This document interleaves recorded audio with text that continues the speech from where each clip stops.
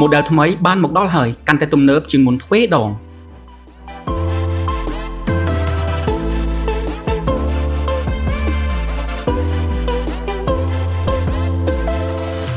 សោទ្វារឆ្លាតវៃប្រើប្រាស់បច្ចេកវិទ្យា AI scan ផ្ទៃមុខដោះសោសុវត្ថិភាពខ្ពស់ដែលមានមុខងារច្រើនសម្បូរបែបព្រមទាំងមានការផ្ដល់ជូនការធានាយ៉ាងត្រឹមត្រូវរហូតដល់2ឆ្នាំថែមទៀតផងសម្រាប់ model សោទ្វារឆ្លាតវៃរបស់យើងគឺ model DDR 720 AVP ជាផលិតផលស្តង់ដាររបស់ប្រទេសហូឡង់បើនិយាយពីសាច់សោទ្វាររបស់យើងគឺផលិតចេញពីអាលូមីញ៉ូមជាប់ធន់បានយូរមិនងាយហើរពណ៌ព្រមទាំងអាចដំឡើងបានទ្វារគ្រប់ប្រភេទតែម្ដងតោះមកដឹងពីមុខងារដ៏អស្ចារ្យរបស់សោទ្វារឆ្លាតវៃនេះទាំងអស់គ្នាស្កែនមុខដោះសក៏បានប្រើលេខកូដសម្ងាត់ក៏បានប្រើកាតដោះសក៏បានស្កែនក្រយៅដៃដោះសក៏បានប្រើ app ទូរស័ព្ទដៃក៏បានដែរចង់ធ្វើការវីដេអូខលក៏បានប្រើកូនសោដោះសនិងមានមុខងារផ្សេងៗទៀត